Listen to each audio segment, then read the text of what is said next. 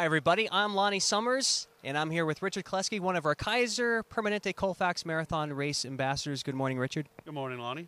So we're here to talk to you about the relay, and that's a very important component. It's one of our largest components of the Colfax Marathon weekend, and we want you to have a very successful time. That's very important. So the first thing we kind of want to know, Richard, you've been part of the relay in the past, and one of our ambassadors. It's very important. You have a lot of good information for everybody. What's the number one thing the relay teams need to know? I think the number one most important thing is organization. We're about 2 weeks away from the event now. Now is the time to start meeting with your teammates, getting familiar with them, getting to know them, what they look like, what their names are. You'd be surprised the number of people that came in last year and had absolutely no idea who anybody else was on their team. Plan maybe a little get-together if you guys do dinner the night before, or part of the pasta bash that is part of the Colfax event as well. Just start to get together and become organized. Some people might have got thrown on a team and not even realize what exactly the relay means and what it is. Can you explain a little bit more about it? Well, the relay, I think high school. So this is a 5-member team.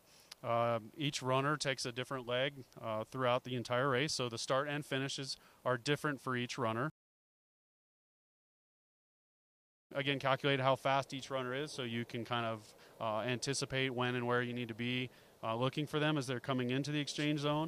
Well, that's a very important part, is assigning those legs, knowing who's going to run what. Now that brings up the next point. What do I do when I reach my exchange zones?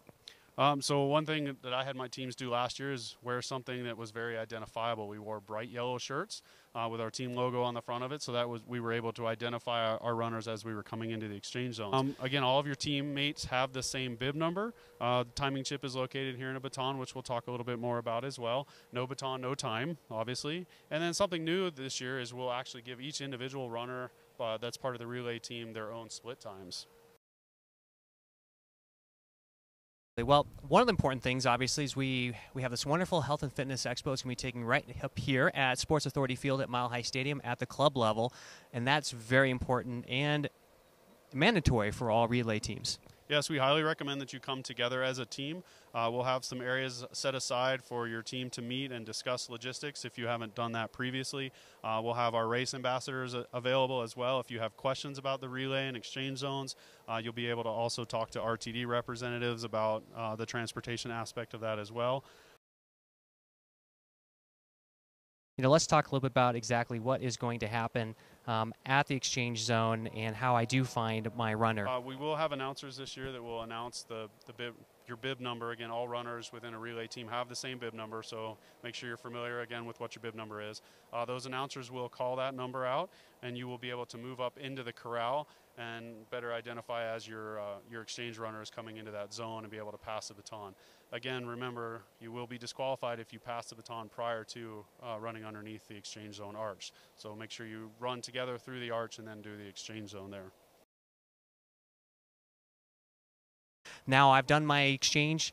I'm at there. Now what do I do? How do I get back? Well, there's a couple different transportation routes. One that we recommend to get out there first is to have a team driver, somebody that can drop your individual runners off at each leg. Another option is you can drive on your own, and we'll have more information that we'll talk about later as to where you can park at each exchange zone. That's right. And we do know that obviously veterans, relayers know quite a lot about this event and know things, but we've had enough changes that it's really important for them to review it and make sure that they review it with everybody just in case somebody can't make it or they can't come together as a team. One key thing that we need this year as well is photo identification, so you can bring your photo ID to be able to pick up your race bibs and your information packets. With that, Richard, I think that's going to end our very first segment about the relay information, and we're going to be talking next in our next session about some more of the specifics on each zone.